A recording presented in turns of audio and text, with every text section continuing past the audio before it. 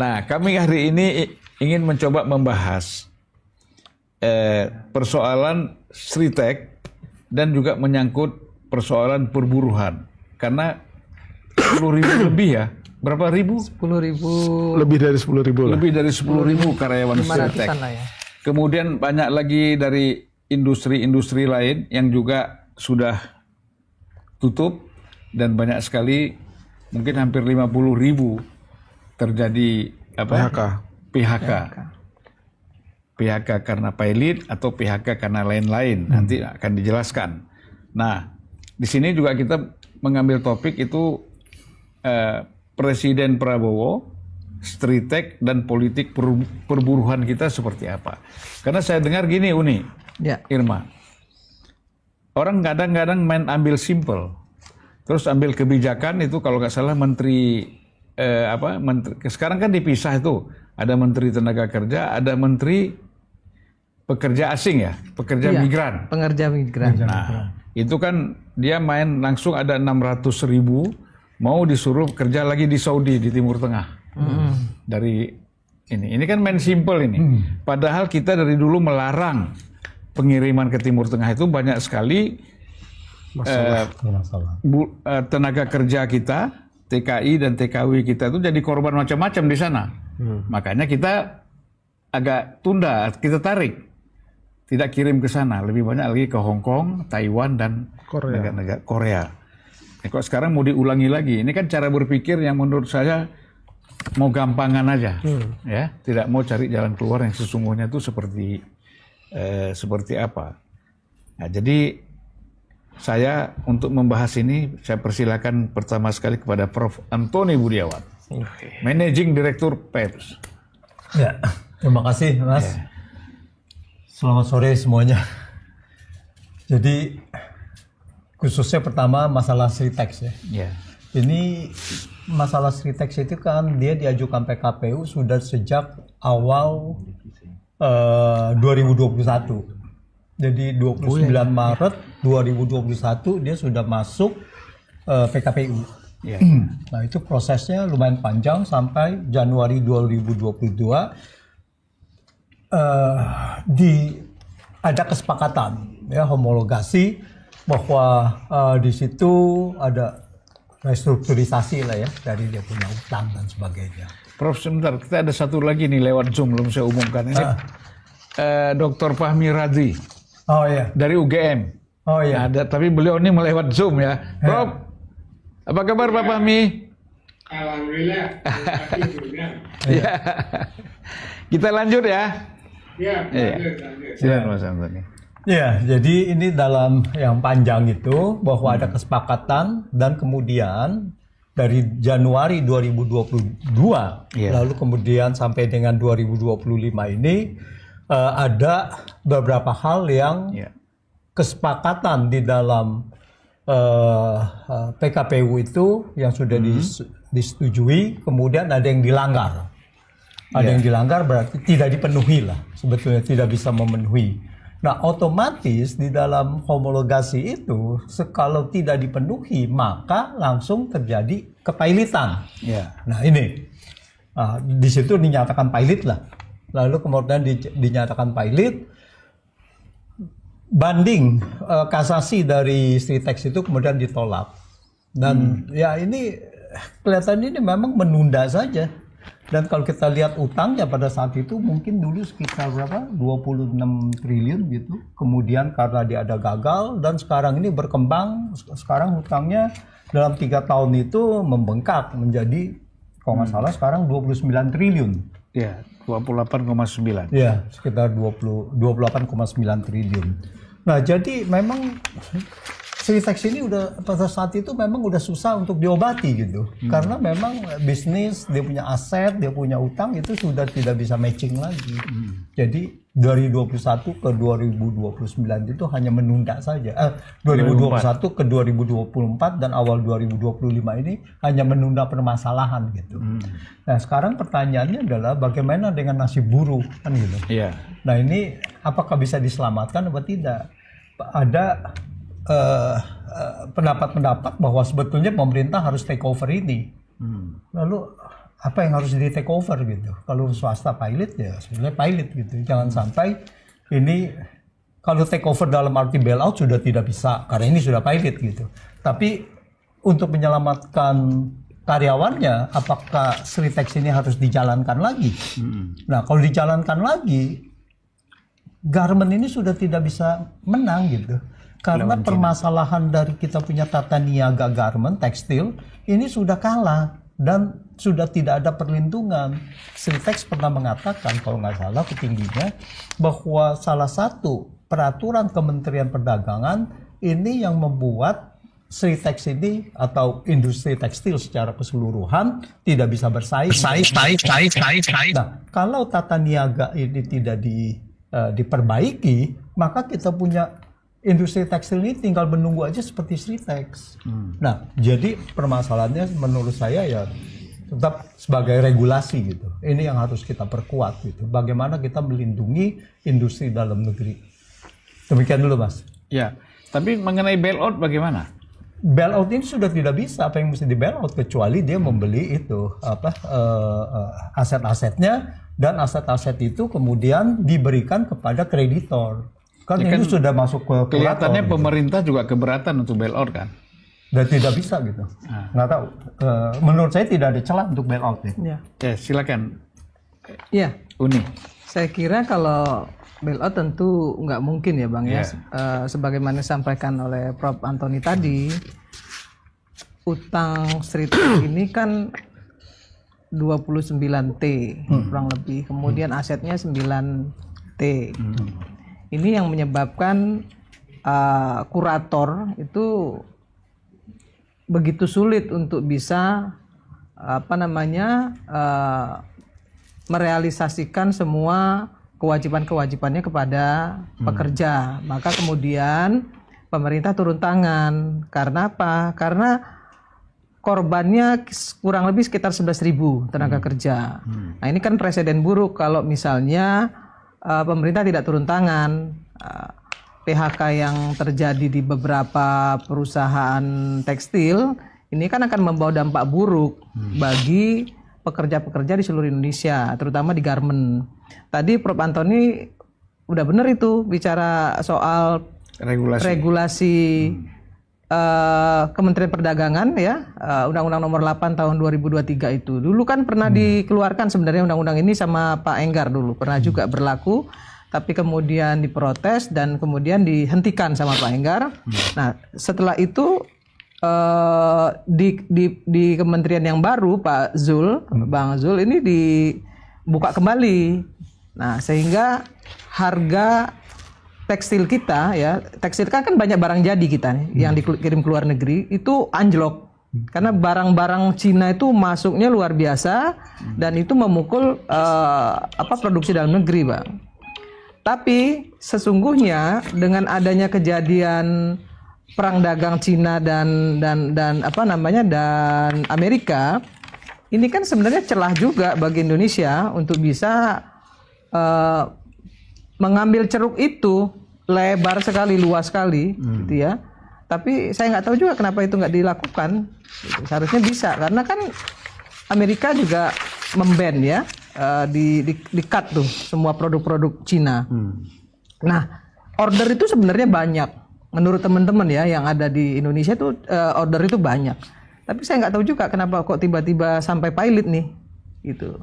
Nah, ini yang menjadi tanda tanya besar juga, gitu. Nah, itu yang kedua. Nah, yang ketiga, pemerintah fokus mengurus Sritex ini karena dianggap adalah aset nasional ya, karena begitu besarnya tenaga kerja yang harus diselamatkan. Maka kemudian Komisi 9 juga punya perhatian yang sangat besar kepada Sritex ini dalam rangka tenaga kerja yang di PHK itu kan itu mitra kerja kita kan Kementerian Tenaga Kerja, Kakak. Jadi nggak boleh juga kemudian mereka tidak mendapatkan hak-haknya sesuai dengan regulasi yang ada. Contoh yang kita protes itu kenapa pilot itu selalu dilakukan sebulan sebelum hari raya, misalnya seperti itu. Nah, saya mengusulkan kepada pemerintah nanti di revisi Undang-Undang Tenaga Kerja nggak boleh lagi tuh ada PHK pilot sebulan sebelum hari raya. Karena itu modus supaya tidak bisa mengeluarkan THR. Nah, apa namanya, perusahaan ini pinter ya, saya bilang pinter tapi juga licik. Licik. Saya mau bilang itu bukan pinter. Ya. Liciknya perusahaan ini licik banget. Jadi kalau pinter dia nggak rugi. dia licik ya. Dia apa namanya, kan sekarang ada BPJS Tenaga Kerja. Iya. Di situ ada JHT. Ya, jadi dia bisa mengandalkan JHT untuk bisa menanggulangi ya, membackup THR. Iya. Itu yang dilakukan oleh si perusahaan. Nah, saya bilang perusahaan ini kan punya 11 anak perusahaan. Sritek ini kaya raya loh. Iya. Ya, punya 11 anak perusahaan. Nah, kenapa harusnya dia bisa merealokasikan sebenarnya anggaran-anggaran dari perusahaan anak perusahaan yang lain itu untuk membayar JHT di 3 perusahaan ini gitu. Kenapa sih itu aja nggak bisa? Saya dengar malah anak perusahaan ini nagih dia juga. Iya, betul. Anak perusahaan ini ada juga yang menagih dia gitu. Jadi kan sebenarnya kacau kan. Ya. Nah, jadi itu yang kemudian saya sampaikan kepada Kementerian Tenaga Kerja. Mestinya didudukkan dulu ya persoalannya gitu ya. Pemerintah kok malah jadi kayak kena bola panas gitu. Kok jadi tanggung jawabnya kok jadi diserahkan kepada pemerintah gitu. Nah, terus perusahaannya ngapain? Nah, itu pertanyaan saya, Kakak. Ini nggak pas gitu. Karena nanti yang saya khawatirkan adalah ketika perusahaan-perusahaan lain yang pilot juga minta diperlakukan sama. Itu yang menjadi concern Komisi 9 sebenarnya terhadap persoalan Sritek ini gitu.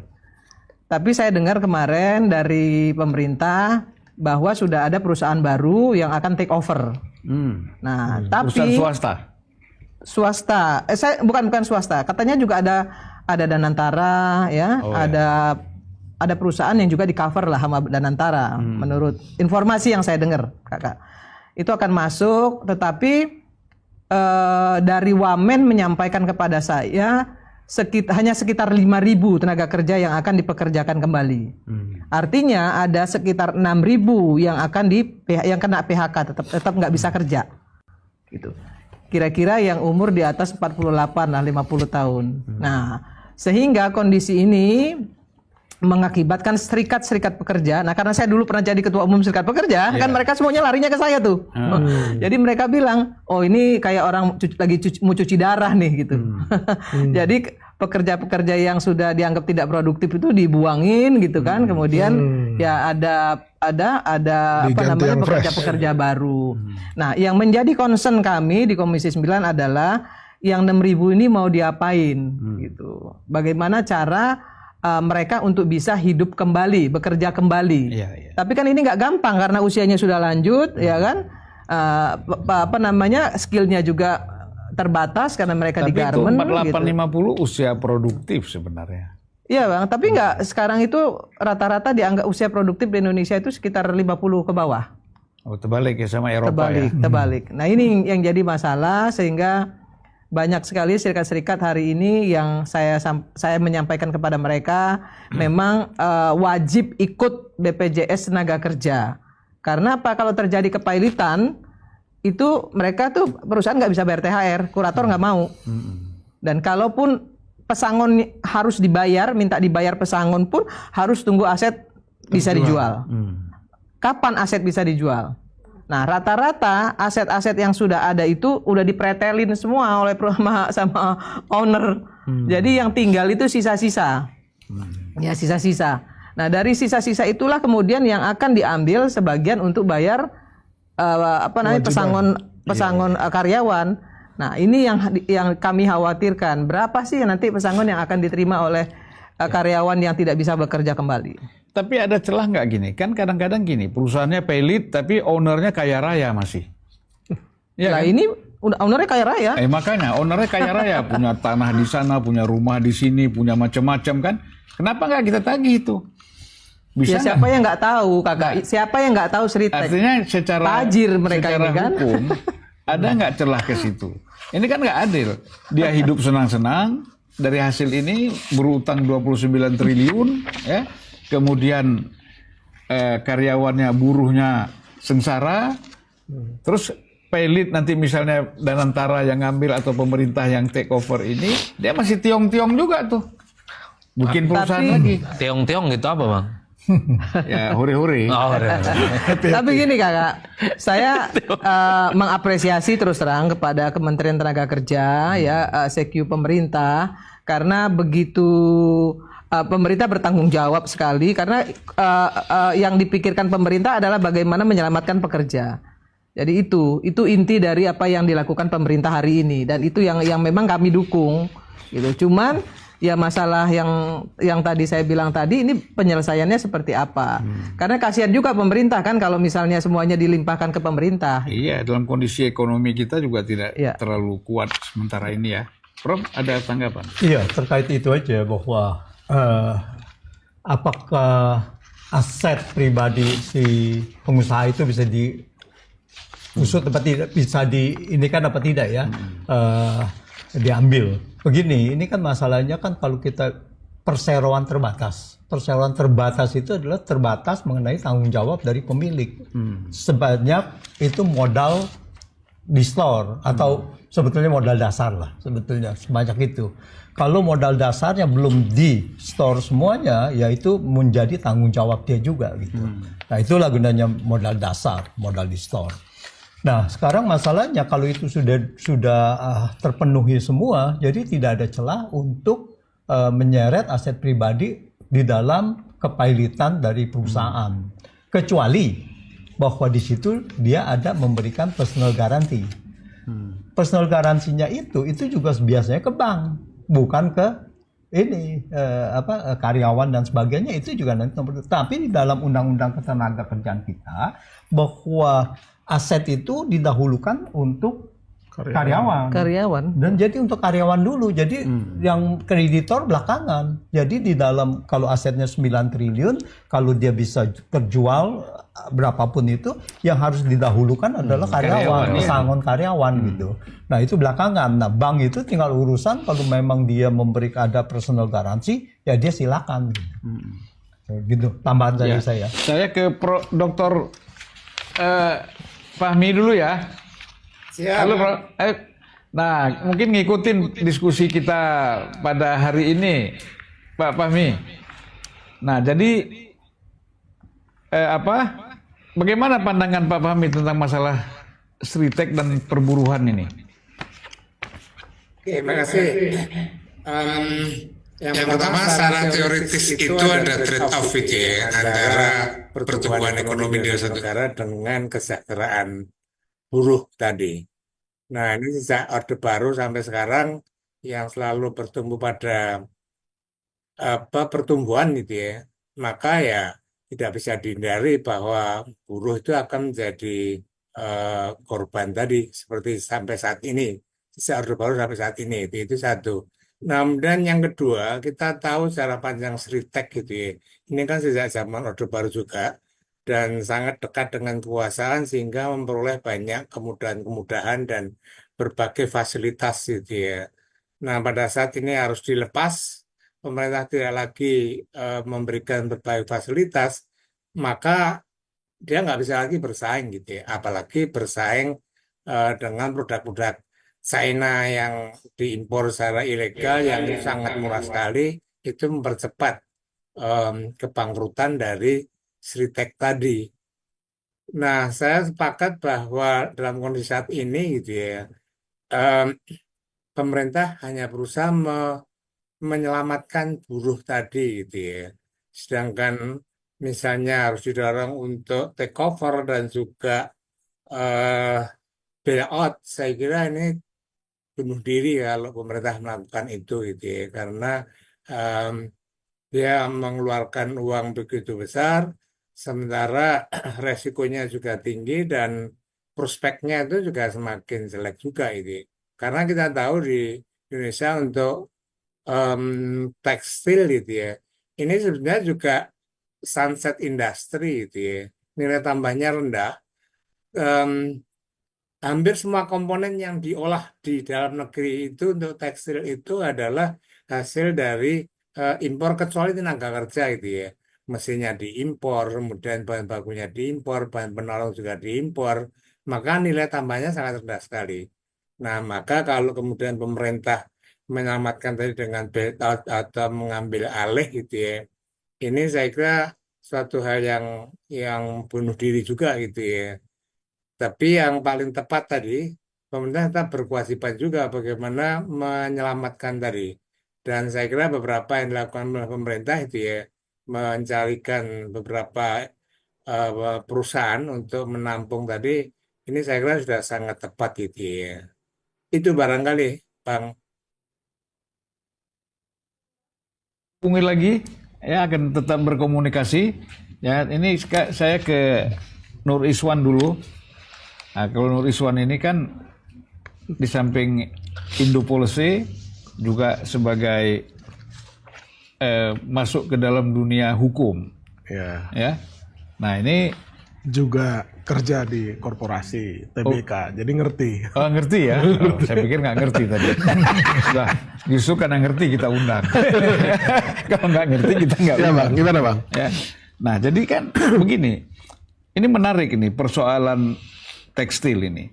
Kita dulu rebut-rebutan kuota kita ke Amerika kan? Iya. Itu terbuka sekali itu. Tadi Kak Irma bilang kenapa sekarang nggak bisa? Ya. Nah, kita tahu sekarang Bangladesh itu termasuk sekarang penghasil tekstil yang luar biasa. Ini negara miskin loh Bangladesh, tapi mereka serius membangun tekstilnya sehingga mereka bisa bersaing. Dia bisa ekspor ke Amerika, bisa ekspor ke Eropa, ke Inggris, ke beberapa negara ya, dan besar sekali. Ini karena apalagi Bangladesh sekarang presidennya kan si ini itu siapa? Yang ahli keuangan itu. Iya. Ya? Yunus. Nah, jadi kita lihat sebenarnya kalau diseriusi kita tetap bisa bersaing. Gitu ya. Nah, gimana? Iya Bang, kalau kita lihat sejarah ya, tekstil itu pernah menjadi primadona devisa negara di periode 80-90. Iya. Ya. Karena itu juga kemudian negara lain cemburu, dalam tanda petik itu cemburu. Indonesia bisa menjadi produsen terbesar dunia, kenapa kita enggak? Maka kemudian negeri seperti India, Bangladesh, ya, itu kemudian masuk ke industri tekstil tersebut. Nah, berarti kan secara eksternal di dunia internasional itu ada shifting. Kalau dulu pemainnya cuma misalkan Indonesia saja yang dominan, kemudian dengan masuknya Bangladesh, itu marketnya itu shifting. Artinya Eropa atau Amerika atau China ketika itu belum concern dengan produk tekstil, itu kemudian shifting mencari pasokan dari negara lain. Nah, Indonesia kemudian kan, dan itu terakumulasi, para pemain tekstil di Indonesia kemudian mungkin lambat mengantisipasi. Di saat yang sama kan secara perlahan upah buruh juga meningkat. Ujung dari pertarungan bisnis adalah bagaimana menciptakan produk yang amat sangat efisien, gitu kan, Prof? Sangat efisien itu salah satu unsur variabel biaya dalam cost structure produk itu kan upah atau gaji ya, atau kompensasi kepada karyawan. Nah, dalam konteks Ritek itu yang paling penting dan cukup memprihatinkan kita itu sebenarnya kan tidak hanya kita yang bicara itu tadi kan buruh ya. Buruh itu tidak hanya buruhnya Kak, tapi keluarga di belakang. Karena Indonesia itu kan menganut sistem extended family. Extended family itu satu orang bekerja itu sebenarnya menanggung sekian banyak keluarga. Keluarga tidak hanya keluarga inti, tapi juga keluarga ponakan ya, dalam istilah Minang itu anak digendong, keponakan dijinjing misalkan. Nah, itu extended family. Jadi menghitungnya itu tidak kalau hanya si Adi taunya bahasa Padang iyo nandi orang lalu nandi awak, itu aja dia tahu. Jadi kalau 10.000 dikali misalkan dia bertanggung jawab terhadap 3 orang atau 5 orang, maka jumlah orang yang terdampak itu bisa 3, 4, bahkan mungkin 5 kali lipat. Itu yang pertama yang membuat kita prihatin dan sedih. Bisa dibayangkan ketika setiap bulan ada masuk uang di rekening satu rumah tangga yang menanggulangi extended family tadi, Ketika cash in-nya kepada keluarga itu nggak ada, kan gelagapan tuh Bang. Itu yang pertama. Yang kedua Bang, dampak besar yang lain, Sritek itu kan ekosistem. Ekosistem itu dalam pengertian, dia tidak hanya menghidupi karyawan dan direksinya saja, tapi juga supplier. Kemudian warung-warung di sekitar pabriknya yang puluhan hektar itu, ya kan? Kemudian mungkin ada warung kelontong, ada macam-macam di sana. Ada tukang ojek, ada tukang parkir. Nah, itu juga terdampak. Sehingga efek ekonominya itu menjadi sangat besar. Jadi dua hal itu. Nah, yang ketiga, Bang, sebenarnya dalam undang-undang kepailitan itu ada dikenal asas going concern. Kelangsungan usaha. Jadi kurator itu yang sekarang sedang dilakukan sebenarnya. Cuman mereka nggak sebutkan atau declare bahwa mereka sedang melakukan asas kelangsungan usaha atau going concern tadi. Dengan berusaha, tujuannya apa? Menjaga dan meningkatkan nilai asetnya supaya nggak jatuh. Karena kalau nggak beroperasi, itu kan seperti rumah, kalau nggak diisi itu cahayanya hilang, kemudian tiba-tiba rusak, makin diisi hantu. Nah, diisi hantu. Nah, itu sekarang yang sedang dilakukan, mencari, kan ujungnya gini, gimana sih supaya ini bisa beroperasi kembali? Berarti kan harus ada demand terhadap dia, ya kan? Harus ada permintaan. Nah, pemerintah 4 kementerian itu sepertinya sedang memikirkan itu semua. Ya, mungkin dengan membangun yang Kak Irma tadi ada, dan antara, ya sebut saja konsorsium lah. Ada swasta, ada pemerintah di sana, kemudian beri mereka bisnis.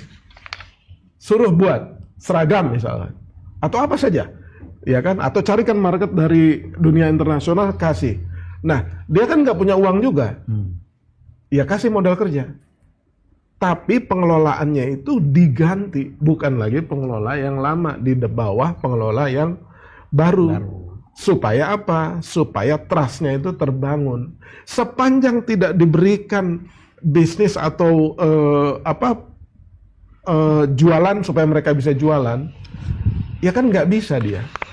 Dia harus beli bahan baku, perlu modal kerja juga. Ya cari modal kerjanya yang bisa temponya Kakak, tapi lama. sorry sebentar ya. Ya. Sebetulnya Sritek ini upah buruhnya itu rendah loh, nggak tinggi. Jawa Tengah. Enggak. Selama ini pun juga kesejahteraan buruh di Sritek ya, selama ini yang saya tahu dari kawan-kawan pekerja Sritek itu nggak cukup bagus juga gitu. Ya, tapi gini. Termasuk yang termasuk yang tidak bukan perusahaan Sesuai yang standar. sesuai standar juga sih sebenarnya. Iya. Padahal kan sebenarnya ABRI dan banyak institusi di Indonesia itu kan pesannya ke Sritek juga. Uniqlo itu juga dari Tahu saya waktu dulu dari tuh Sritek. Golkar untuk Nasdem aja bikin seragam Iya. pertama kita ini apa namanya itu ke Sritek. ya, tapi Nasdem nggak banyak lah. Yang banyak kan Golkar sama PDIP ya. Ya, itu semua ke sana.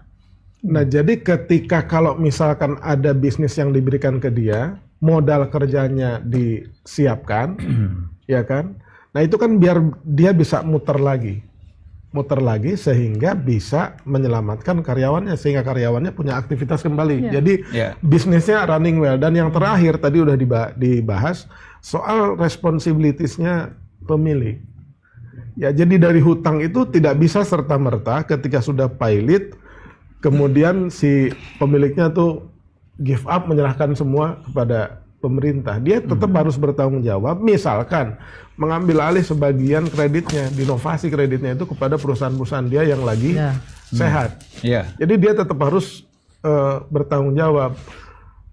Udah disebut nanti sama Profesor Antoni kan, itu kan bisa dilihat dia punya corporate guarantee apa enggak, dia punya personal guarantee atau enggak, PG gitu. Kemudian kalau yang jauh lebih serius lagi ya di audit investigatif forensik itu ada side streaming nggak, uang 26 triliun tuh ada nggak ke sana gitu, kira-kira gitu.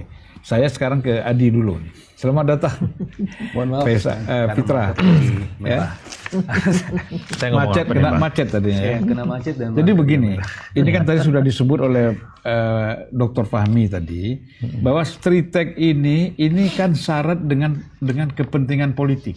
waduh, berat kali. Ya, artinya apa? Saya tahu betul misalnya bagaimana pesanan-pesanan kalau sudah mau kampanye itu kan dia itu booming itu yang pesan sama dia, kadang-kadang habis itu yang namanya warna kuning.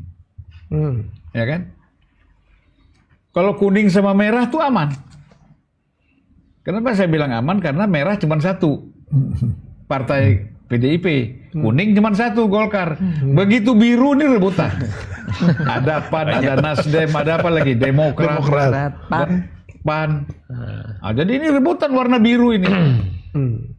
Sementara bahan bakunya sudah termakan habis untuk merah dan kuning. Nah, ini kan artinya memang industri atau ownernya ini tidak bisa menolak permintaan-permintaan kepentingan politik ini.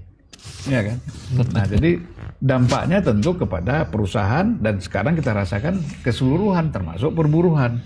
Nah, ini pandangan politik dari Adi Prayitno perlu. Bagaimana? Artinya kan begini, persoalan tenaga kerja ini kan nggak bisa dianggap main-main. Ya.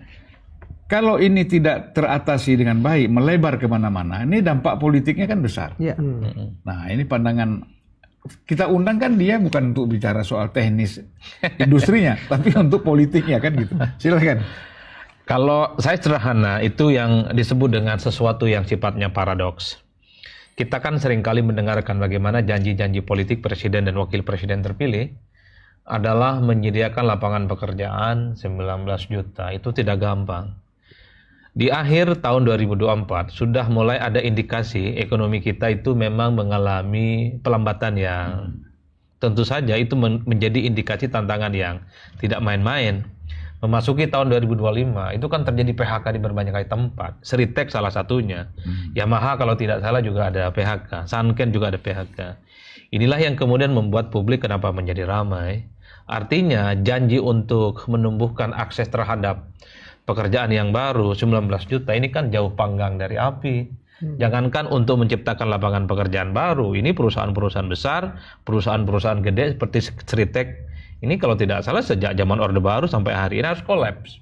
Itu kan menjadi persoalan-persoalan yang cukup serius.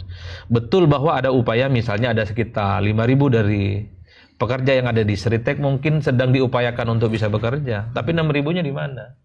Ini kan akan 6.000 kali 5 6.000 kali 5 dengan logika yang baru itu cukup. Dan itu ini bukan hanya soal 6.000 dan 3.000. Tapi kalau kita membaca Undang-Undang Dasar 1945, siapapun kalau dia memang tidak mampu, memang negara harus mengintervensi dan harus ambil alih.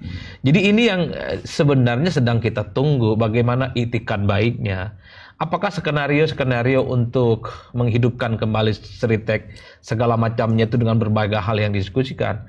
Secara prinsip kan kita yakin bahwa semua menteri yang saat ini dilantik menjadi pembantunya presiden adalah mereka yang terbaik, bukan kaleng-kaleng ini. Sudah mengeliminasi begitu banyak orang-orang yang lain supaya tidak kalaupun kaleng masih bisa dipakai. Kan? Kenapa saya ngomong begini? Dulu kan gegap gempita betul Kabinet Merah Putih adalah mereka yang the best di bidangnya masing-masing. Menteri dari partai adalah mereka yang terbaik kok, ketua umum, kalau tidak sekjen, wakil ketua umum. Mereka terbaik. Dari kalangan profesional mereka rata-rata adalah pengusaha, katanya sudah sukses membangun ekonomi dan seterusnya. Ini dong pembuktian. Bisa tidak ada skenario yang kemudian bisa dibuktikan supaya persoalan-persoalan PHK yang terjadi di Seritek dan di tempat yang selesai. Sekarang nggak perlu lagi teori, Bang. Sekarang nggak perlu ada perbandingan kanan kiri. Kapan itu selesai barang? Kan itu saja jalan ceritanya. Nah, saya orang Madura hitam putih aja. Mau pakai teori Amerika lah, mau babak belur. Akhirnya saya setuju dengan mau atau sedang shopping ya. Kita nggak perlu lagi berdebat tentang apa itu warnanya kucing. Mau merah, mau biru, mau kuning. Yang penting kucing itu bisa tangkap tikus judulnya. Per hari ini bisa tidak tikus-tikus apa? Tapi di Indonesia terbalik. Apa itu, Bang? Tikusnya nangkap kucing sekarang. Kita ini kan capek, Bang, dengan narasi-narasi bahwa ada ini itu. Udahlah, kapan ini selesai dan beres? Apa kira-kira skenario-skenarionya? Per hari ini yang short term itu adalah mereka yang kena PHK di Seritek kan sederhana tuh. ada tunjangan untuk pensiun. Dan kemudian mereka bisa menghadapi bagaimana Idul Fitri. Umat Islam ini bukan hari rayanya banyak kali, Bang. Dalam setahun bisa 6 kali. Dan itu kalau tidak punya uang tiap bulan itu menjadi problem yang tidak main-main. Itu satu. Yang kedua, kita tahu kan sering kita mendengarkan bagaimana kebijakan-kebijakan yang dibuat oleh pemerintah pasti diarahkan ini bisa menciptakan lapangan pekerjaan baru loh. Kita ingatkan bagaimana program makan bergizi gratis bisa sedot tenaga pekerjaan. Bisa tidak yang nganggur-nganggur akibat PHK bisa di situ, di training, kasih kemampuan, bagaimana pengawasan, bisa masak, kemudian bisa bikin lauk, biar lauknya disuka sama anak-anak kecil. Kan gampang saja sebenarnya kalau kita mau berpikir tentang itu. Kemudian misalnya soal bagaimana menggalakkan para petani-petani milenial. Saya kira banyak hal yang bisa dilakukan. Nah, IDN yang ingin saya katakan adalah saat ini memang sudah tak lagi menjadi zaman selalu mengutuk kegelapan. Saatnya sudah harus mulai menyalakan lilin, Bang. Lilinnya apa? Supaya persoalan-persoalan PHK ini ada solusi dan ada jalan keluarnya. Bagaimana para menteri dan para pembantunya memeras semua kemampuan, pengalaman mereka, keahlian mereka untuk menyelesaikan persoalan-persoalan ini. Per hari ini secara infrastruktur politik nggak ada yang protes-protes kok. Nggak ada yang protes-protes kan. Nggak ada yang nyinyir-nyinyir dan ngebully-ngebully. Apa coba problemnya sekarang? Nggak ada resistensi, Bang. Semuanya sami'na wa ata'na. Ayo dong pemerintah. Inilah yang saya kira adalah moment of the truth sebenarnya. Bagaimana persoalan yang terkait dengan Sritek di tempat yang ini selesai, Bang Dan. Makanya saya tidak setuju dengan isu Indonesia gelap. Karena nggak pernah terang. Loh, belum pernah terang kok sekarang dibilang gelap. Ya? Kecuali dulu terang benderang, terus sekarang gelap. Dulu gelap terus kok. Nah, ada mau tambah lagi? Enggak, saya kira secara prinsip gitu. Saya mengakui bahwa pemerintah dan menteri-menteri yang dimiliki di Kabinet Merah Putih adalah mereka yang the best. Ya. Ini saatnya adalah untuk mengeluarkan kemampuan terbaik mereka. Ya. Itu aja jalan ceritanya, Bang. Kita sekarang ke persoalan skenario nih. Tadi kan penyelesaian dari segi, pasti kan dari sudut pandang ekonomi, ini kan ada jalan keluar. Ya, sesulit-sulit apapun selalu ada jalan keluar kan. Nah, memang politisi tadi gitu. Kalau politisi ini pengamat kan, dia gampang aja. Masa ini nggak bisa, itu nggak bisa. Tapi itu juga logik gitu loh. Kalau dilakukan secara serius kan gitu. Kan sekarang kan yang dituntut tuh keseriusan dan kemauannya kan untuk mengatasi tadi problem-problem. Misalnya katakanlah ada badan gizi ya, badan pangan nasional atau badan lain untuk mengatasi persoalan-persoalan tenaga kerja tadi. Tentu bukan dia bekerja, tapi kan untuk kebutuhan ya, kebutuhan sehari-harinya. Nah sekarang skenarionya seperti apa nih kita supaya bisa, kan harus keluar nih, nggak bisa gini-gini terus.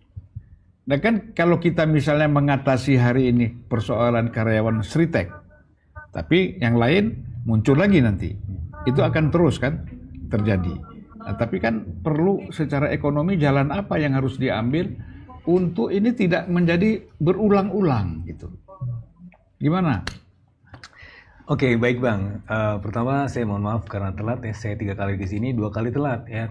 Pertama kali telat itu karena marketnya lagi merah. Sekarang juga telat karena marketnya merah. Tadi saya ngurusin market merah. Ya, tambah merah lagi sekarang. Tapi salah satu penyebab market merah adalah karena memang kinerja dari sektor formal memang terbatas. Nanti kita akan lihat ya bagaimana skenario-skenarionya. Tapi saya akan memberikan gambaran makronya dulu.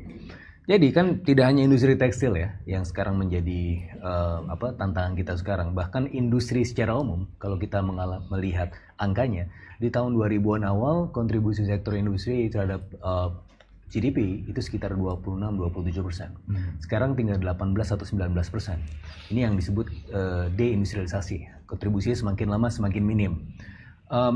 Kemudian yang juga kita lihat di awal tahun ini, tahun 2025 dan akhir tahun 2024, sepanjang 2 tahun 3 tahun terakhir, kita melihat ada tekanan-tekanan pertama dari tekanan global.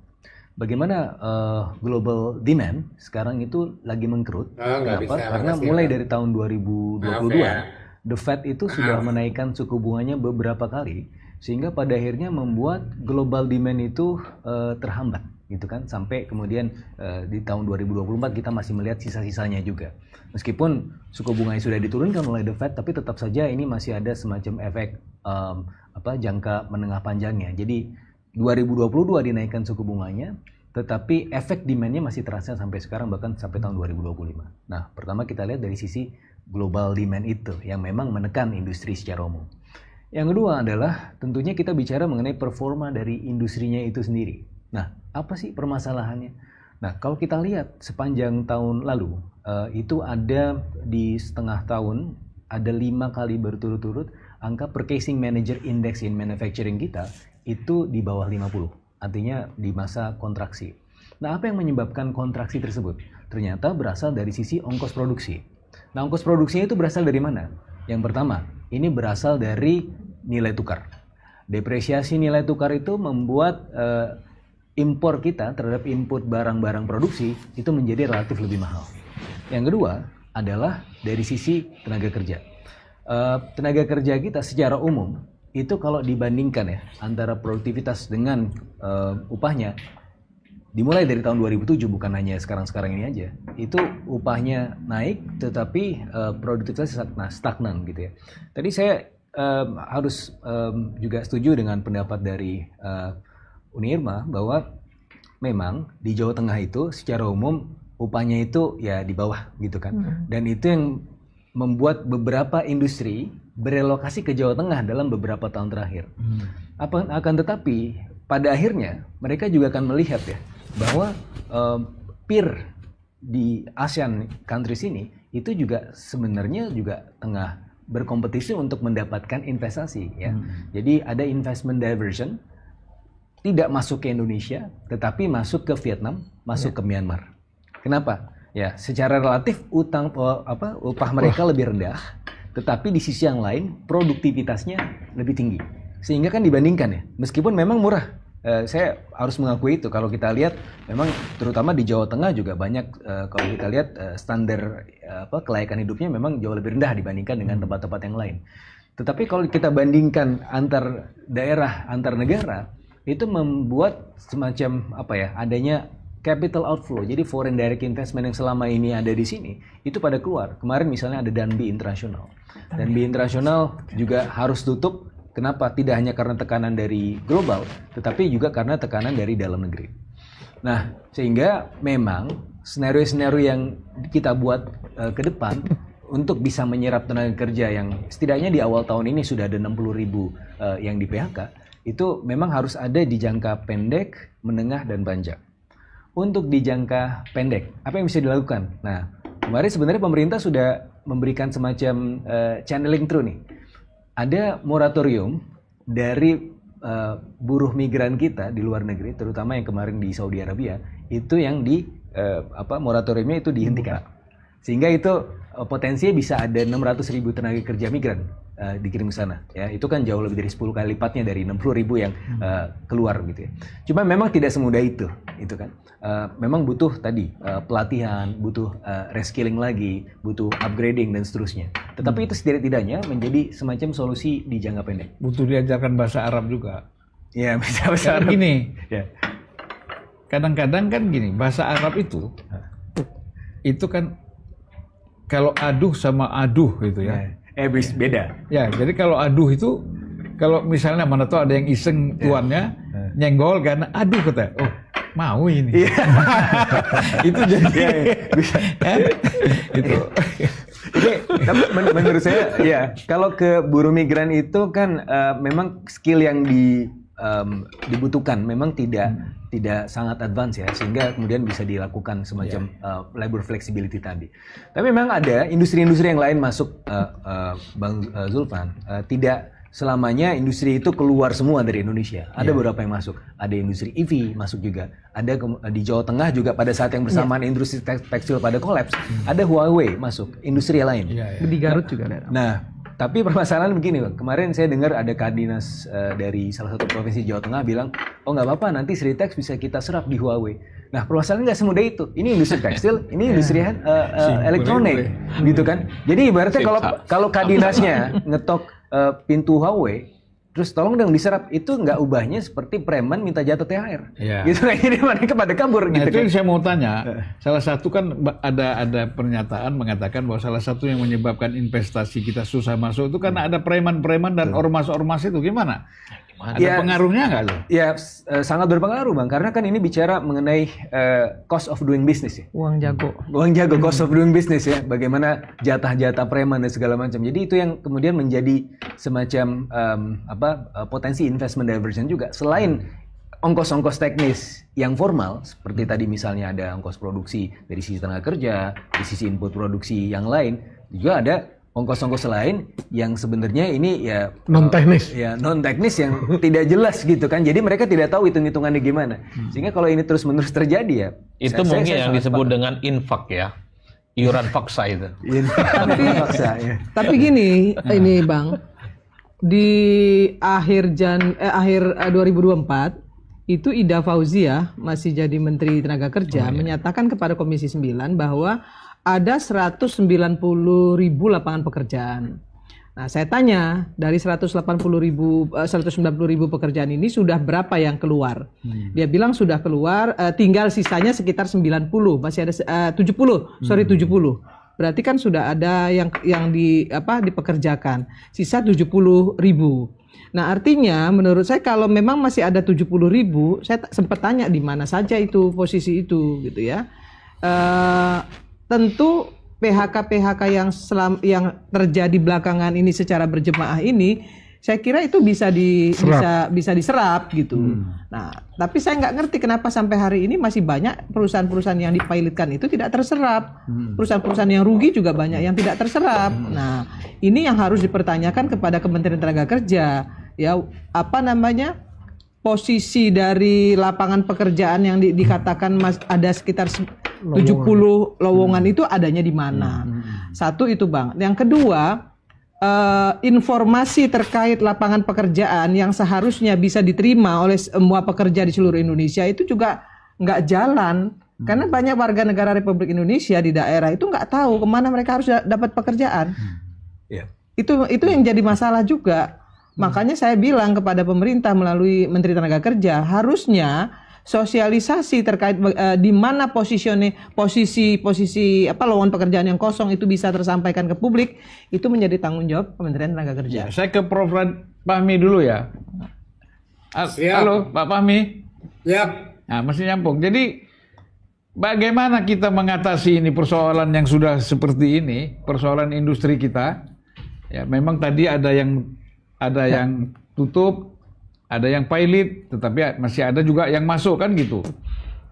Nah, ini sebenarnya problem untuk mengatasinya bagaimana nih Pak Fahmi? ya. Jadi khusus untuk tekstil tadi, gitu ya.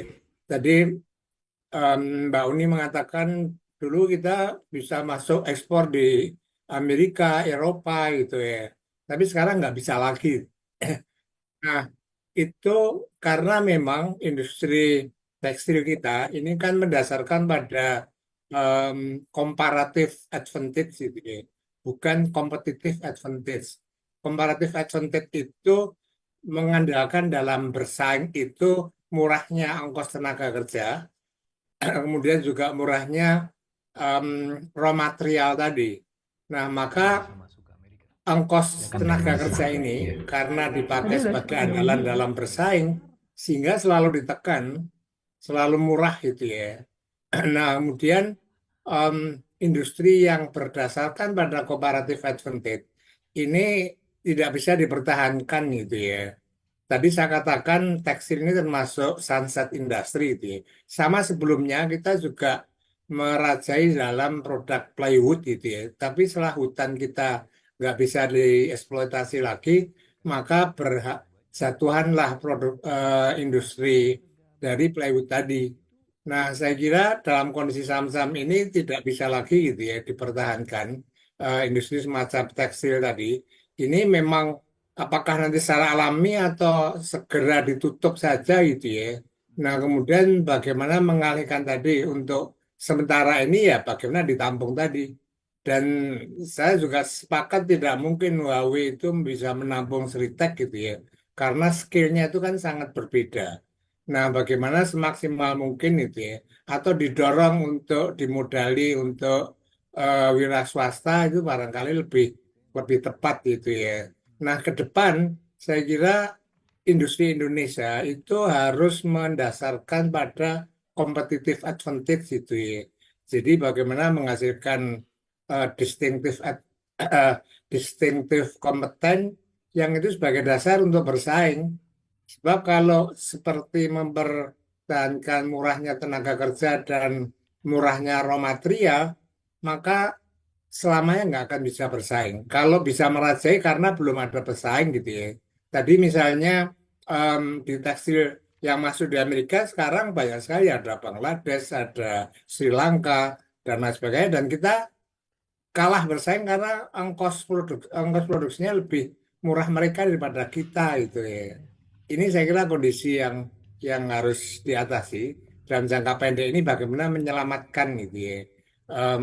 Para tenaga kerja tadi banyak cara yang bisa dilakukan, salah satunya misalnya memodali untuk berwira swasta gitu ya.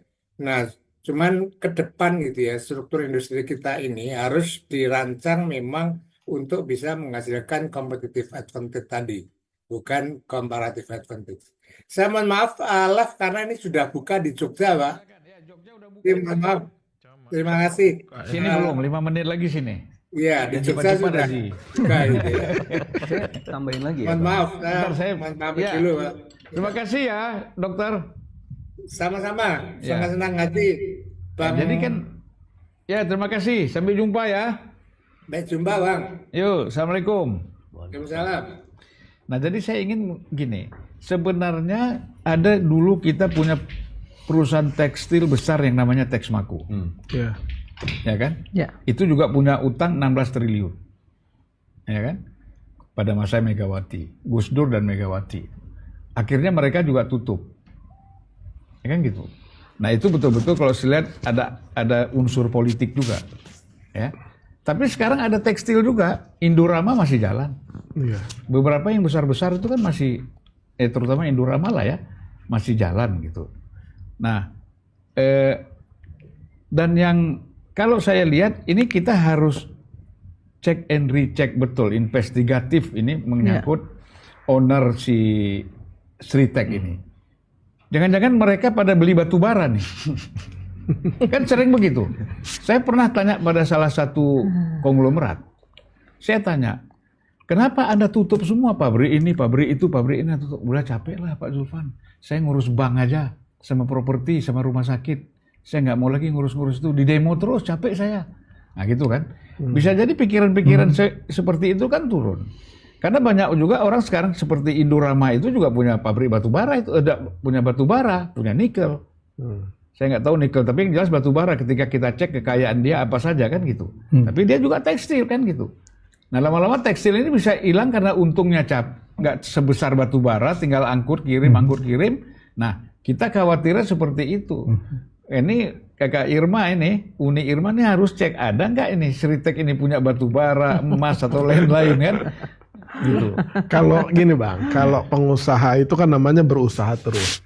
Ya. Akhirnya diversifikasi usaha kan. Tapi yang ingin saya katakan itu memang harus ya investigasi itu di sisi yang satu, ya kan. Tapi yang jauh lebih penting itu adalah bagaimana soal kelangsungan usaha dan postur industri tekstil kita ke depan. Ya. Supaya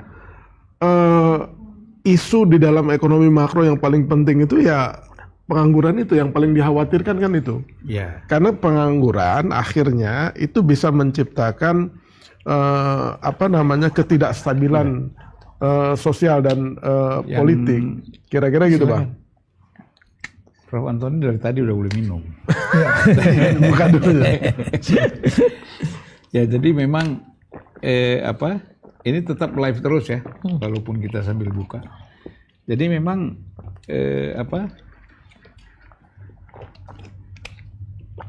sudah banyak yang punya pendapat, bahkan penelitian. Tadi persoalan persaingan kita itu kan segini. Saya dulu wartawan industri pada masa Pak Hartarto misalnya. Saya tanya sama Pak Hartarto dan Pak Tungki, menteri mudanya ya. Pak, ini kelebihan industri kita ini apa sih? Dia bilang, salah satu yang kompetitif, tadi kan dibicarakan kompetitif, itu harga buruh kita murah. Itulah yang kita jual. Ya. Kita punya harga buruh kita murah. Nah kemudian kan ada upaya dinaikkan. Ya kan? Tetapi kalau pandangan saya, mereka juga rugi atau apa itu bukan karena dinaikkan. Itu kan nggak seberapa dibandingkan dengan keuntungan yang begitu besar. Ya. Nah jadi di sini Dr. Fitra, masih layakkah kita bicara soal kompetitif, tenaga kerja kita ini kompetitif? Ya kan? Terutama kalau kita bandingkan Cina murah semua, Vietnam lebih murah lagi, Burma lebih murah lagi. Ya, jadi memang sekarang bukan zamannya lagi untuk menjual upah murah. Itu saya sepakat ya. Yang lebih rasional adalah ketika kita membandingkan antara upah itu dengan produktivitas. Tidak apa dibayar lebih mahal, asal produktivitasnya itu juga lebih tinggi, gitu kan. Nah, itu yang menjadi dasar komparasi antar negara. Nah, cuma permasalahannya adalah kita ini mulai dari tahun 2007 setidak-tidaknya kalau saya ambil datanya dari situ, itu upahnya naik tapi produktivitasnya stagnan. Nah, itu yang kemudian membuat secara relatif upah kita menjadi lebih mahal secara relatif, gitu kan.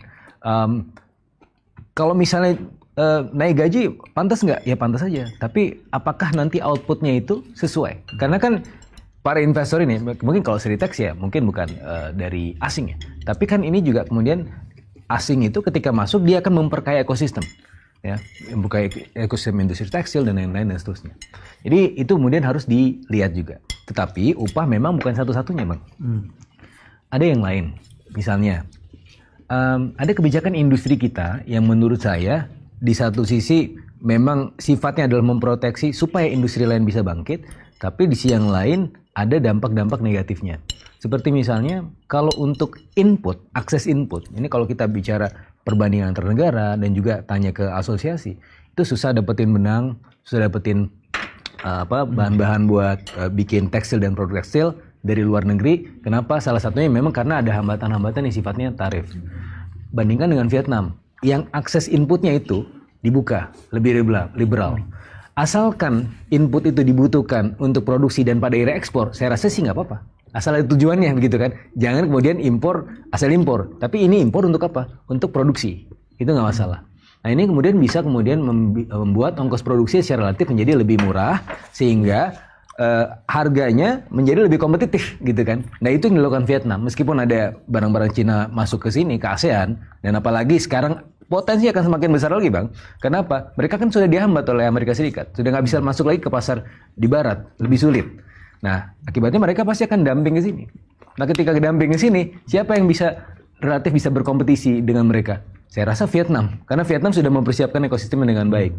Ya. Dan apakah kemudian industri tekstil, tadi kan juga ada pandangan bahwa industri tekstil sudah yang sunset lah. Menurut saya enggak, karena semuanya pasti butuh berpakaian kan Bang. Dalam dunia yang modern ini yang beradab, orang kan harus berpakaian Bang. Meskipun ya ada semakin lama pakaiannya semakin tipis gitu kan, tapi tetap aja ada butuh pakaian kan. Nah itu kan apalagi kita bicara mengenai creative economy. Industri kreatif kan juga berpakaian, fashion dan seterusnya. Saya rasa tidak benar juga kalau dibilang sunset, tapi masalahnya adalah ini ada modernisasi nggak dari sisi fashionnya dan seterusnya. Karena Vietnam pun Bang, ketika dia bicara mengenai dia unggul di industri tekstil, di industri teknologi dia juga unggul. Dia bisa bangun mobil, tapi di sisi lain industri tekstilnya juga masih unggul gitu. Jadi bukan hal yang bisa meng-offset satu dengan yang lain gitu. Dan yang kedua, pelajaran dari sejarah. Saya bisnis saya dari Jepang Bang. Saya belajar banget teman-teman di Jepang ini bagaimana membangun industri dari awalnya. Ada industri-industri otomotif yang dulunya adalah industri tekstil. Iya. Ya kan?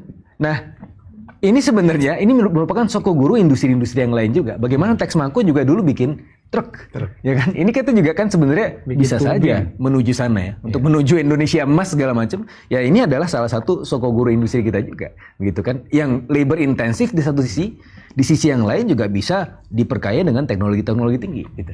Nah, jadi saya rasa industri tekstil menurut saya masih bisa dijadikan keunggulan komparatif kita di jangka menengah panjang, tapi memang harus dibenahi. Nah, kalau tadi saya sepakat dengan pembicaraan-pembicaraan sebelumnya, saya juga pantau lewat YouTube dari jauh. Memang ini masalah manajemen juga pada akhirnya. Tadi saya juga sepakat, ada yang tidak fokus, ya kan? Tadi Unirma tadi di awal-awal sudah bilang bahwa banyak juga anak-anak usaha di tekstil. Kenapa kemudian nggak kemudian di merger ya, dibuat lebih efisien, ada skala ekonomis ya dan seterusnya. Tapi itu tidak dilakukan. Berarti apa? Masalah manajemen kan? Gitu. Ya, jadi memang tidak mudah ya kalau kita lihat. Apalagi sekarang, kalau dulu kan Vietnam belum ada, ya kan, belum bangkit, Birma belum, Sri Lanka belum, gitu ya, Bangladesh belum, Pakistan, Turki, semua sekarang mereka udah. Pertama ongkos kita juga terlalu mahal untuk menjual ke Amerika, ke Eropa. Kalau Turki kan memang daerah situ dia, Bangladesh dekat, semua dekat. Mereka bisa hubnya di Dubai ya, itu lebih mudah memang. Jadi, nah. Kita ini kadang-kadang tidak mau keluar karena sudah tahu ada hambatan kendala-kendala ini. Harus kan kita keluar dari kendala itu, bukan menyerah kan? Nah itulah problem yang kita hadapi gitu. Artinya udah tahu kita ini banyak kendala. Yang kita perbanyak itu anak perusahaan. Ya kan? Nah, harusnya kan ditarik lagi kan. Tarik, mikir bagaimana saya harus bisa berjuang keluar, bukan bikin banyak anak perusahaan. Kalau menurut saya gini Pak, secara sederhana, kan itu sebenarnya cuma dua aja masalahnya. Ada internal pressure, ada external pressure. Nah itu kan tinggal didefinisikan saja. External pressure-nya apa? Oh ada kompetisi dari peers di negara-negara ASEAN seperti Myanmar. Ya sudah, itu kan bagian dari. Kalau misalkan pressure yang lain, oh sulit masuk misalkan saat ini ke Amerika, misalkan, ya itu didefinisikan sehingga menyusun langkah solusinya apa. Kalau yang internalnya seperti apa, jangan-jangan memang terlalu banyak permainan di antara para supplier ke Sritek misalkan, mestinya dia bisa beli bahan baku itu dengan harga 100, dia tahu-tahu berani membayar 120, sehingga ongkos atau biaya menciptakan satu produknya semakin mahal. Kan itu yang harus bahasa Mas Fitra tadi, ya gimana efisien dan produktif. Itu kemana-mana semua industri ujungnya itu. Gimana efisien, gimana produktif, sehingga harganya kompetitif. Tapi kan kalau kita lihat, ini karena Sritek ini seperti saya katakan tadi, banyak berhubungan dengan dunia politik. Ya kan? Katakanlah tadi, dia kan pasti dengan memproduksi warna kuning ke Golkar misalnya, atau warna merah ke PDIP misalnya kan, itu kan dia mengharapkan akses. Ya kan? Akses ke perbankan, akses ke birokrasi, itu dia dengan mudah, sehingga asetnya hanya 9 triliun, dia bisa ngutang 29 triliun. Iya kan? Itu kan pasti kan kalau enggak, banknya kan kadang-kadang terus terang aja. Orang bank kita ini kalau udah ada KTBLC, ada garansi, dia udah nggak ngecek lagi. Nah, itu yang sering terjadi gitu, Prof. Ya. Jadi saya tambahkan sedikit, Mas. Jadi gini, kalau kita lihat dari pertama adalah permasalahan kalau Sritek itu kan memang sudah dari 2021 masalah. Masalahnya di mana kalau kita lihat memang persaingan dari dengan internasional lah, khususnya dari China. Nah, kalau kita lihat di China itu banyak sekali pemberian subsidi terselubung dan juga ada dumping dan sebagainya gitu. Nah, ini juga yang membuat kita tidak bisa bersaing dengan mereka karena kita sangat open sekali, khususnya setelah ASEAN-China Free Trade Agreement yang ditandatangani 2010. Nah itu saya katakan bahwa dengan begitu kita akan defisitnya akan melebar dengan China. Nah, secara ekonomi kita sudah dari tahun lalu itu kita sudah turun terus. Nah, itu bisa dilihat dari mana? Kalau kita lihat daya beli deflasi ya, dari Mei tahun lalu terus sampai September deflasi terus, dan Februari sekarang pun sudah deflasi lagi. Jadi ekonomi kita ini dalam tekanan. Apakah itu dalam cycle turun atau downturn. Nah, untuk ekonomi kita di sini kita tidak ada inovasi, tidak ada yang namanya inovasi dalam arti product development tidak ada. Industrial developmentnya stagnan. Tadi yang dikatakan oleh Mas Fitra itu ya berarti kita memerlukan sebetulnya inovasi-inovasi di dalam product development, di dalam industrial development. Nah, kita tidak bisa menciptakan mesin jahit. Nah, mesin jahit, mesin tekstil dan sebagainya kita semua import. Tadi yang dikatakan sebetulnya Pak Fahmi itu begitu, bahwa kenapa dia menganggap sunset, karena value added-nya kita itu sangat sedikit sekali, karena semuanya bahan baku dan sebagainya kebanyakan import. Dan kalau kita bicara tekstil misalnya, dan tekstil kita memerlukan, kita punya teknologi sangat outdated, sehingga kita kalau ada tekstil dari luar, pasti kita kalah saingan. Karena apa? Preferensi dari customer sudah berubah. Dia mengenal dari luar. Nah, disinilah bahwa product development tergantung dari teknologi development. Bagaimana kita lihat bahwa industri mobil dulu dari besi, ya, kemudian dia bisa dari fiber dan sebagainya untuk membuat ini lebih murah lagi gitu. Nah, kita semuanya tidak ada di sini. Inilah yang membuat kita industri kita deindustrialisasi. Nah, kita harus mulai dari situ agar kita bisa menciptakan yang tadi dikatakan competitive advantage. Tanpa itu kita tidak ada competitive advantage. Nah, India kalau dia buka marketnya, pasti dia juga akan collapse sama China. Tapi India proteksi marketnya, nggak bisa tekstil dari China itu masuk ke India. Ya, gitu. buktinya bisa kan? Nah, ya harus proteksi untuk itu. Jadi, nah kita tidak ada dibiarkan begitu. Sekali lagi, yang waktu undang-undang itu, nah itu memperparah gitu. Kita udah kalah, terus undang-undangnya liberal lagi untuk itu ya. Beginilah akhirnya. Demikian tambahan saya. Ya. Saya mau follow up sedikit boleh nggak Bang tentang ASEAN China FTA. Sebelum ke Mas Adi. Jadi saya ingat karena kemarin itu saya ada 2 teman dari UI saya dan ada Prof. Evi Fitriani itu untuk diminta area dan juga ASEAN untuk mengevaluasi ASEAN China FTA. Jadi memang kecurigaan kita adalah dengan ASEAN China FTA itu adalah membuat produk-produk kita menjadi relatif tidak kompetitif. Tapi begini Bang, dari hasil telahan kami ya, ASEAN China FTA itu justru membuat yang sebelumnya ilegal menjadi legal.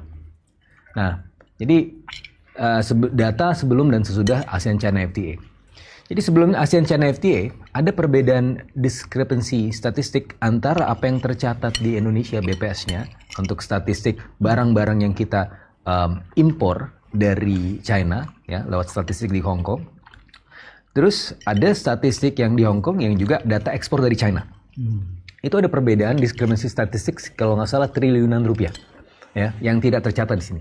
Artinya sebanyak itulah data impor atau barang-barang masuk secara ilegal masuk ke Indonesia.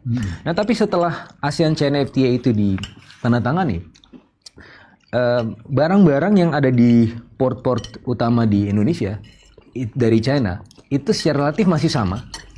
Ya, kalau dilihat secara informal itu masih sama barang-barangnya. Tapi ya, diskrepansi statistiknya itu memudar. Artinya apa? Barang-barang yang sebelumnya ilegal menjadi tercatat. Kenapa? Karena ada di satu sisi kalau kita bicara perjanjian dagang itu memang ada liberalisasi, ada penurunan tarif, ada kompetisi. Tapi di sisi yang lain, dari sisi administrasi ya, mereka kemudian tidak ada insentif lagi untuk masuk lewat jalur ilegal, Bang. Sehingga mereka masuk tercatat dan masuk ke sistem perekonomian. Nah, itu salah satu keunggulannya. Dan tadi saya diskusikan Uni Irma, salah satu yang dilakukan oleh Vietnam adalah ketika mereka berbicara dengan partner dagang atau kita mau kirim barang ke Eropa, kan itu biasanya tidak bisa langsung juga, harus lewat partner atau tempat yang lain. Negara kedua. Nah, apa yang dilakukan Vietnam adalah dia bikin jalan. Iya. Ya, apa yang dilakukan oleh Vietnam adalah dia bikin perjanjian dagang internasional (FTA) dengan negara-negara tersebut. Nah, itu merupakan salah satu jalan kita juga untuk menuju ke sana. Karena Vietnam itu, kalau saya pernah bicara dengan salah satu profesor dari Vietnam yang kemudian bertugas untuk membuat FTA tadi, dia bilang Vietnam itu kenapa bisa seagresif ini, bisa sebagus ini, bisa datangin investasi sebanyak ini? We have nothing to lose, so therefore dia bilang kita ya menggagas saja kerjasama perjanjian dagang itu ya, karena kita nothing tulus. Kita akan berkompetisi kalau kita posisi di bawah negara-negara ASEAN yang lain kok, karena kita nothing tulus. Ya ini adalah satu-satunya cara kita untuk bisa melaju, dan pada akhirnya kita bisa melihat sekarang yang ditakutkan sekarang adalah bukan China lagi, tapi Vietnam untuk Indonesia. Ya, jadi tadi kan menarik ya, bahwa dari tekstil itu kan berkembang ke otomotif ya. Betul. Harusnya begitu. Jadi orang kalau sudah menguasai tekstil itu pasti gampang ke otomotif ya. Satu langkah lagi kan. Nah, kita di sini kan justru tekstilnya tutup gitu loh. Bagaimana nggak melangkah kita nih ke otomotif. Vietnam kita lihat sekarang ada mobil. Mobilnya udah taksi dia udah di mana-mana. Taksi listrik. Iya, hijau. Nah, luar biasa. Jadi apa maksud saya? Kita ini pada masa lalu politik kita sudah dikendalikan oleh Amerika, ekonomi kita dikendalikan oleh Cina. Oleh karena itu ke depan ini pada masa Prabowo ini harus jelas kita jangan lagi politik kita dikendalikan oleh Amerika dan ekonomi perdagangan kita jangan lagi dikendalikan oleh Cina. Ya kan? Nah, bagaimana pendapat Adi? Kok saya giliran yang berat-berat sih, Bang? Nggak ada yang berat, sama aja sebenarnya. Kita kan sering mendengar retorika yang sifatnya populis dari pemimpin bangsa ini, Bang. Saatnya berdikari. Jadi bangsa kita ini memang harus mengamputasi ketergantungan dengan pihak luar. Cuman problemnya adalah ada tidak political will untuk memulai itu semua. Nah, industrialisasi ini kan bagian upaya untuk memutus ketergantungan. Bagaimana kita mau bicara tentang competitiveness industri kita dengan di luar, Mbak? Loh, kita tidak pernah ada produk yang dibanggakan. Ya, kalau mau jujur sebenarnya dulu banyak sekali produk-produk yang sebenarnya bisa kita banggakan, tapi secara perlahan tidak dikelola dengan baik. Seritek, kemudian kita pabrik baja di Cilegon itu, Krakatau Steel. Emang ada yang peduli? Hampir wassalam kan? Itu perusahaan besar di Asia kan menguasai. Utang 200 triliun. Dan hutangnya nggak karu-karuan. Jadi tidak ada yang bisa dibanggakan. Nah, per hari ini kita tidak pernah membaca bagaimana stressing yang dimiliki oleh para pemimpin kita untuk mandiri, dan ada yang disebut dengan diferensiasi yang kemudian kita bisa perjualbelikan, bisa dikompetisikan dengan negara-negara lain. Itu yang per hari ini kita tidak ada. Jadi itulah yang saya sebutkan, orang-orang terbaik yang ada di pemerintahan saat ini, ayo dong buktikan bahwa Anda itu adalah kader terbaik bangsa ini untuk melakukan inovasi-inovasi yang kemudian bisa terukur. Kan orang nggak perlu panjang-panjang ceritanya. Jadi 6 bulan, 1 tahun, 2 tahun ke depan, apa inovasi yang kemudian membuat supaya akses terhadap dunia pekerjaan itu bisa dibuktikan. Kan itu yang sebenarnya.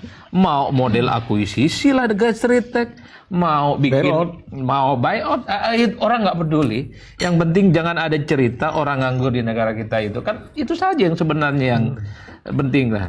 Kalau kita bisa bicara tentang industrialisasi sebenarnya, saya kebetulan ikan pedagang, nggak perlu canggih-canggih amat sih, Bang.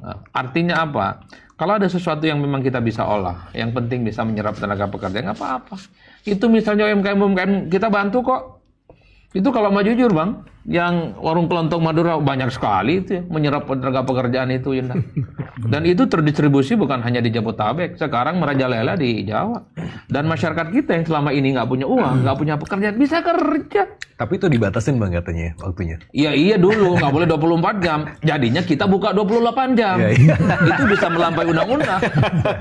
Nah, nyambung Adi tadi. Kan begitu, Yunda. Iya. Itu disebut sebagai inovasi. Yang kelihatan sepele, kelihatan kecil, tapi justru dia tahan banting dari krisis dan sustain. Per hari ini mau jujur, industri kreatif menengah ke bawah itu kalah dengan warung-warung kelontong kayak gitu kok. Justru retail yang besar itu ya wassalam. Dan bahkan kalau kita menggunakan logikanya Bang Zulfan, jangan-jangan memang sengaja ditutup untuk cari yang lain. Kan kira-kira begitu, Bang. Cari pemain baru. Nah, itu dia. Jadi Bang, sebenarnya gini Bang, untuk bisa mencapai 19 juta itu kan memang harusnya kita nggak usah bicara dalam pekerja lapangan itu ada di dalam negeri atau di luar negeri. Kalau menurut saya seperti itu. Indonesia nih Bang, pendidikan formalnya kan SMP rata-rata. Ya.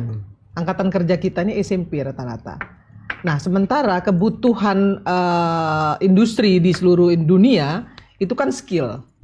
Nah, kenapa Filipina bisa mendapatkan devisa negara terbesarnya dari PMI? Karena dia fokus. Nah, tadi Adi bilang, kenapa nggak fokus dengan tekstil, nggak fokus dengan dengan baja kan gitu, dengan nikel, itu nggak fokus. Kita ini nggak pernah fokus. Semuanya ngacak-ngacak gitu. Betul. Semuanya mau dikerjain loh. Ya. Nah, kita kan sekarang bonus demografi, ya kan?